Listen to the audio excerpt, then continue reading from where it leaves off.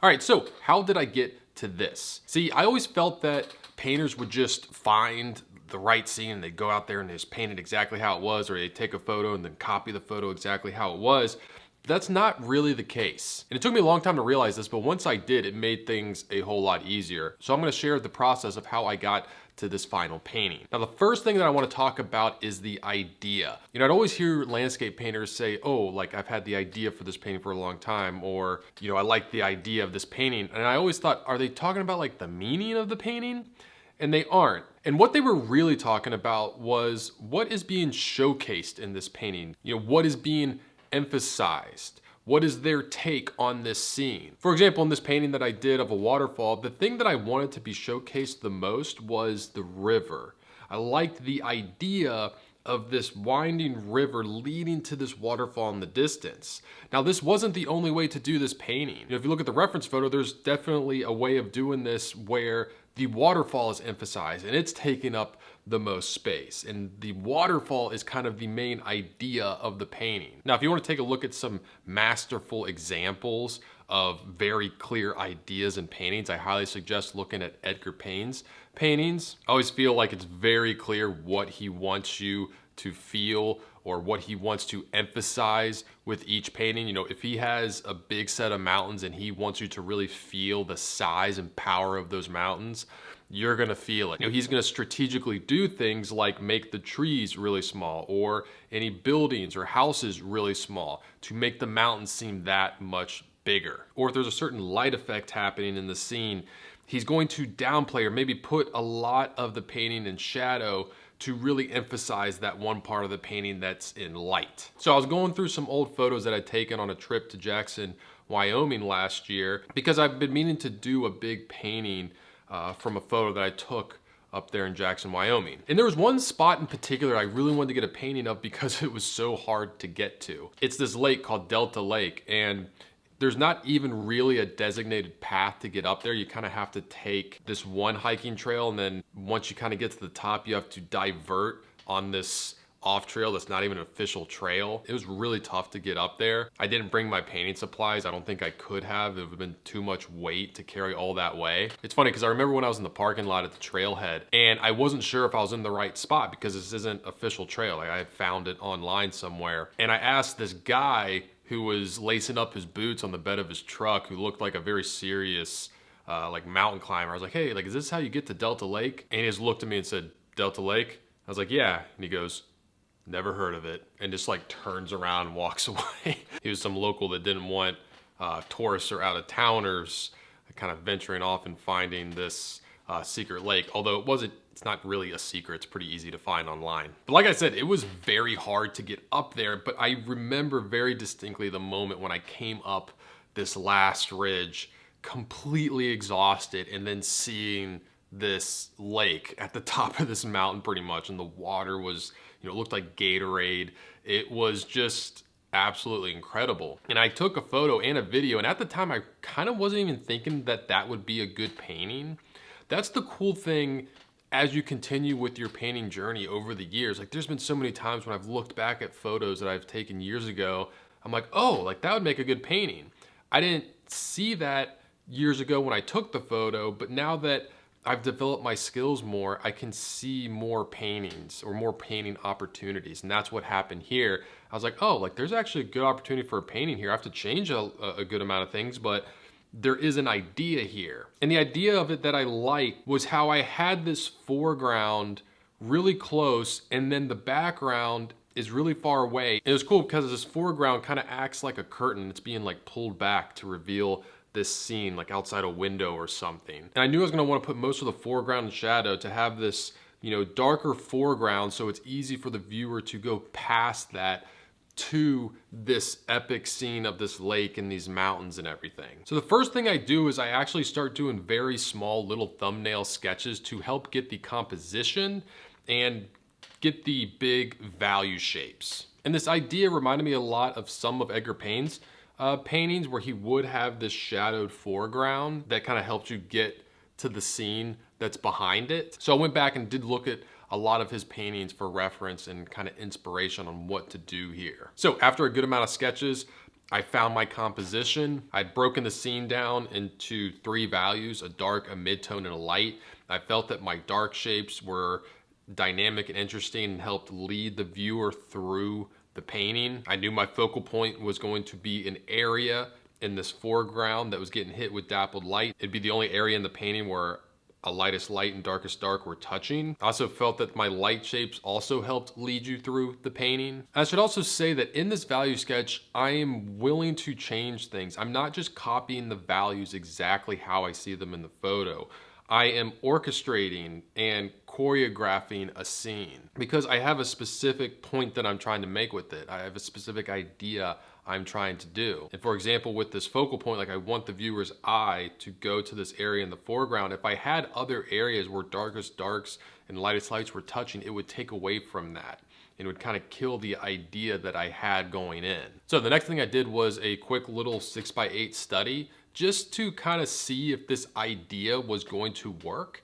And I felt I saw enough positive things in that small study that it was worth going to a bigger size of 9x12. Now, normally I would do this first painting in my sketchbook. I have a sketchbook of craft paper that I actually use oils in. I got it from Scott Christensen's site, Adventures of Oil Painting. I'll put a link in the description of this video of where I got it. Honestly, it's the only sketchbook of craft paper I've been able to find that is of that quality. I've gotten other sketchbooks with craft paper, but the paper is either too thin or it's just not as good a quality. And I've gone through probably 3 or 4 of these notebooks because I value doing these small studies so much. So when I moved on to the 9x12, I actually filmed it as a tutorial for my Patreon page. So if you want to paint this along with me in the kind of like a simplified, smaller form, that's on my Patreon, which there's a link to also in the description of this video. But doing it the second time, I worked out a lot more problems. You know, I kind of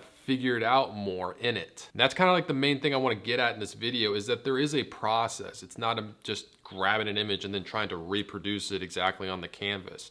There's a process to this, and it's a lot of problem solving and trying things and seeing if they work or don't work. And one of the things that I thought could have been better was my focal point. You know, the final painting with the hiker and the dappled light, it works, but I was like, I think there might be something better. And so I went back to my sketchbook. I wanted to work it out there in the most basic, simplest form. I do that because it's the quickest. I want to spend as least amount of time on the canvas figuring out problems as possible. So many of your problems can be solved and figured out in small pencil sketches or in your painting sketchbook and just little small 3x4 inch studies. And so what I decided was I wanted my focal point to be actually out in that landscape. It just kind of made more sense. Like I want to get viewers' eye out into the background and the scene with the lake and the trees and the mountains. And more specifically, this one rock. Because I remember being there, there's like this one big kind of flat rock out into the lake a bit that a lot of people would go and, you know, lay out on or take their shoes off or jump off into the lake, which was absolutely freezing. And I was like, like I would like to incorporate that. I think I could make that be my focal point. And so kind of the way I did that was this dark tree in the foreground, I had to go up high enough that it crossed over that light rock in the distance. So that would be the one area where my lightest light and darkest dark touched to be the focal point and have the highest contrast and drive people's eye there. And even though painting dappled light is a lot of fun and it can look really cool, for this specific idea of a painting, I needed to let that go. So once I have my sketch, it's time to paint. And I had just bought a set of oil primed linen canvases from Centurion. And the reason I bought them was because I wanted to force myself to paint bigger paintings. I've been painting a lot of small paintings lately and I've been like telling myself, I want to paint big, I want to paint big, I want to paint big. I just never would get around to it. And the best way to solve that problem is to buy canvases. If you have a big stack of canvases just staring you in the face, you will find the time and find the paintings to put on there. So the first thing I do is I tone my canvas with a wash of burnt sienna and ultramarine blue. That's just paint with paint thinner, put it on, wipe with a paper towel. So I have a neutral value to start on. And I just put exactly onto that canvas my small value sketch. Just using thin paint, I want to block out the scene with a dark, a mid-tone, and a light. I want to organize those values so It's just a matter of adding the color in and the right value to get the painting. Now the oil paints I like to use are Gamblin oil colors. The colors I used for this painting, which I pretty much use forever, it's just my basic set palette. I use ultramarine blue, alizarin crimson, burnt sienna, cadmium red, yellow ochre, cadmium lemon, and titanium white. The medium I use is Gamblin solvent-free gel. Brushes that I use are actually the brushes from my brush set. I used those brushes. I have a brush set with Rosemary & Co. If you want a beginner's brush set, a brush set that's going to simplify things and make it easier, I have a link in the description to where you can get my brush set. Now, the first thing I did with this one was actually get my darkest darks in first. I don't always start my paintings this way, but since I had this specific idea of this dark foreground and then this light background that I wanted the viewer's eye to go to, I wanted to key in that dark first. I wanted to get that shadowed version of the landscape in to compare as I put in the landscape that is in the light. I wanted to make sure I always had that comparison to make sure I never lost that there was always a good contrast between shadow and light. Because if I lose that effect of the part of the landscape that's obviously in the shadow and the part of the landscape that's obviously in the light, I'm gonna lose the whole idea of the painting. Okay, so when I'm painting these trees in the distance, there's 4 things that I'm thinking about. The first thing is the saturation of the color of these trees, saturation of the green, because depending on how saturated I make it is gonna depend on how much it looks like it's being pushed into the distance. So I'm going to want to desaturate that green to a degree that I like to help it sit in the distance. Second thing that I'm thinking about is the temperature.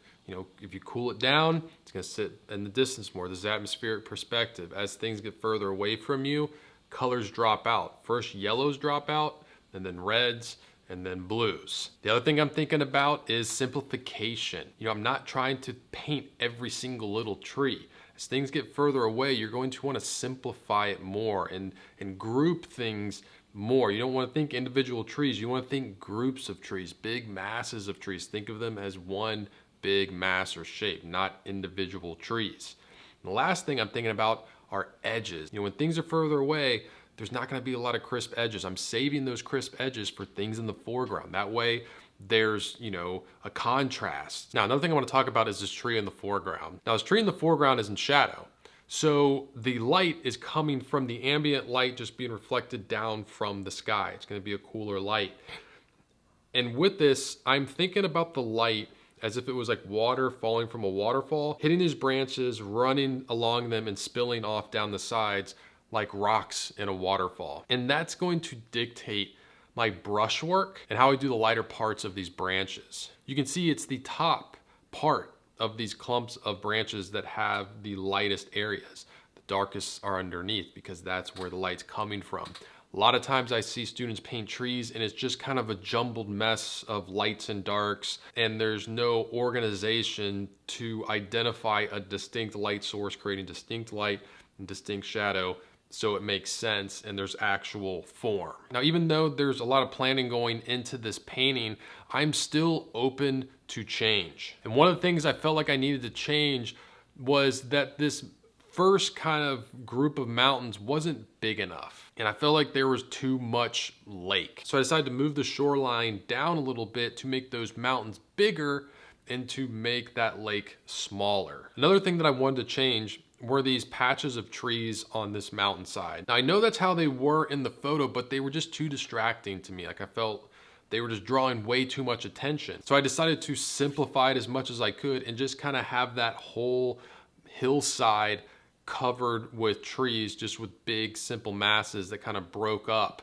as you went further down the mountain. I also wanted to show more depth. So this kind of one part of land coming out into the lake that had these trees in it, I wanted to push that forward more. So I did drop that shoreline down the canvas more, which separated it more from the shoreline behind it and kind of emphasized the difference in depth from that shoreline to the other. I felt like this kind of helped you step through the painting depth-wise a lot better. Now, one of my favorite things about painting big like this is that when you're actually in the painting, certain things present themselves to you. And towards the end of the painting, I kind of came up with this idea to put clouds covering part of these mountains, because I don't know, I just wasn't a huge fan of just seeing that hard, distinct line between mountains and sky.